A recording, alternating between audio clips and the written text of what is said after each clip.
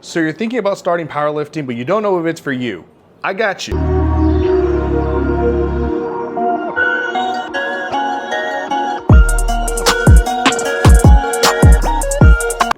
What's going on, guys? Welcome back to the channel. Today we're going to be talking about whether or not you should be competing in your first powerlifting meet. I also want to touch on what to be expecting when you do sign up for a powerlifting meet and what you should be focusing on for training, nutrition, etc. So with that being said, let's get right into it. Number one, the most common issue I find with a lot of people is they think that they're not ready to compete in their first powerlifting meet. And I'm going to tell you right now, you are probably never going to be ready to compete in your first powerlifting meet because you've already set the mental block of that you're not ready because you're trying to be competitive with people that don't even know you exist yet. Remember, powerlifting is a numbers game. It's really just about building the biggest total you possibly can. And this comes with time. And you won't know where you fare up with everyone else until you just put yourself out there and compete. Your first powerlifting meet is just meant for you to just get a total. That's it. If you make a mistake, that's fine. That's where you ask the referees to find out what you did wrong so you don't make that mistake again. So if you continue to tell yourself that you're gonna compete in powerlifting when you are ready or when you're strong enough to compete, I promise you, you will more than likely never compete in powerlifting. Also, your first powerlifting meet is just an experience for you to also get to know the community as a whole. I remember when I did my first powerlifting meet, I was so nervous. I didn't really talk to anyone, and it was honestly a pretty miserable experience. But then when I did my second powerlifting meet, I was actually talking to people, and I ended up realizing that it's a lot more fun if you make it fun for yourself. You can go in and only talk to one person, and I can promise you, it will change the way that you view the sport as a whole. So first and foremost, sign up for your first powerlifting meet. That's it. Number two, figure out what federation you want to compete with. So now that you've decided to actually compete in powerlifting, you got to decide what federation you want to compete with. Now, to be honest, it doesn't really matter. It really just depends on where you live and if there are powerlifting meets that are frequently held around your area. Every state is different, every country is different. There's all going to be different federations that you can run with. So for the US, we have a couple that you can choose from. The main ones are going to be USAPL, Powerlifting America, USPA, PLU, and I believe that's it. Those are the main ones. There's a lot of other smaller federations that you could choose from, but those are the main ones that you can definitely look up. Familiarize yourself with everyone's rule books, and then from there, pick a meet that's closer to you to make sure that the drive isn't too out of the way. And on top of that, giving yourself at least 12 weeks to prepare for that powerlifting meet. And always remember, whatever federation you decide to choose doesn't make you better or worse than anyone else. It's just a federation, it's just a bar. It doesn't make a real difference unless you are trying to go into nationals or worlds, which is a whole different story. Number three, finding a coach or program that you can run. So here's a hot take with powerlifting. Not everyone needs a coach the first time they compete. You can find a free program online. There are hundreds that you can choose from so that you're able to run for your first meet, giving yourself adequate time to prepare so that way when you go on the platform, you've already done the training. The training is the competition, so you don't have to overcomplicate it. Remember, not everyone is meant to be coached. So if you're comfortable coaching yourself, that's okay. You don't have to force it. However, having a coach, a good coach, is a great investment as a powerlifter. And if you're trying to find a powerlifting coach, there's a ton of them out there. Just make sure you ask the right questions so that they're able to help you in figuring out whether or not they're the right coach for you. Never hire a coach just for their following, and never hire a coach just for their content. Make sure that they have your best interests at heart. Number four, I kind of already touched on, but giving yourself avid time to prepare for the competition. This could be 8 to 12 weeks to be able to get you ready for a meet.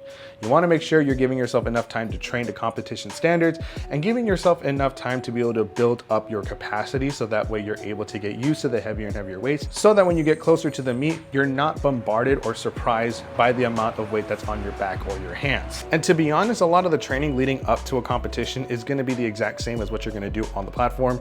It's a heavy lift, sometimes back down, sometimes some variations. There's gonna be some accessories, and then rinse and repeat for as long as you can until you get to the meet, right? And it's gonna get progressively heavier as you get from there. That's a very simple way of putting it. There's a lot more to it than that, but that's genuinely what you're gonna find for most programs. Number five, nutrition for powerlifting or nutrition for your powerlifting meet. Now, a common misconception a lot of people have when they are entering their first powerlifting meet, they think that they have to consume a bunch of calories to be able to be big and strong.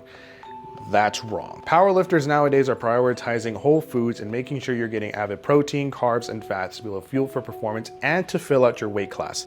do not try to cut for your first powerlifting meet.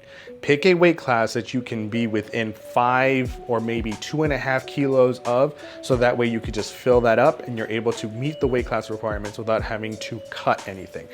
In a local meet, if you miss weight, they're just gonna bump you up a weight class. It's okay. Do not try to cut weight for your first meet. Trust me, it's a very bad idea. Just make sure you're eating the right foods, you're eating whole foods, and you're tracking your calories so that way you don't go above the weight class that you signed up for. You should be good. However, when you are at your powerlifting meet, the nutrition is gonna be based around making sure you have enough fuel throughout the day, but I can definitely make a video on that that's a little more deeper dive so that you guys can have an understanding of what you should pack with you when you guys are gonna compete at your first or next powerlifting. However, I'll give you a hint. It involves a lot of carbohydrates and a lot of electrolyte. Number 6, compete for your total, not for the podium. Your first powerlifting meet is meant to be a learning experience. It's meant to be a time for you to build your total and to understand what it means to train and compete at competition standard for powerlifting. This means pausing your bench press. This means hitting depth on squat, which, fun fact, for all federations, it should be the hip crease below the top surface of the knee. Any other federation wording, it's all the same thing in all the demonstrations, okay? Just make sure that hip crease goes below the top of the knee. Should be good. For deadlift, make sure you just stand tall, lock your knees out, don't hitch it. Awesome. Understand the commands so that way when you're on the platform, you're not like, oh, I didn't know what the commands were. There's 2 commands for squat. Squat, rack. Simple. For bench, easiest to trip up on. It's start, press, rack.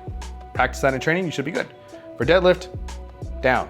Once you understand that and you build your total, then you can start thinking about podium, you can think about nationals, you can think about actually being competitive against other powerlifters. But if you begin your journey wanting to be competitive, you're going to burn yourself out very quickly. If you don't understand the culture of the sport or understand the nuances of the sport, you're gonna find yourself going in circles, burning out, and not having a fun time when you're first starting out.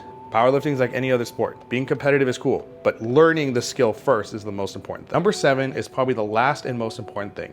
Get ready to commit to the process. Powerlifting is not an instantly gratifying sport. It is a long-winded sport with tons of trials and tribulations, injuries, life circumstances, burnout, etc., etc. You're gonna do the same movements over and over again. So understand that by committing to the process, you're committing to being a better powerlifter every single session and every single powerlifting meet. This sometimes means you will not hit a PR in your next powerlifting meet. Sometimes this means you're gonna bomb out. Sometimes this means you're not gonna go to nationals, and that's okay. You have to be ready to work for it every single time because your total is earned. It will never be given to you. But honestly, that is probably the fun part within powerlifting, because within that process, you are going to meet a lot of people that are gonna be in the same boat as you and that are gonna push you forward. So with that being said, sign up for your first powerlifting meet. I promise you, you will not regret it. And as always, guys, like, comment, subscribe, and hit those PRs, and I will see you, hopefully, on the platform.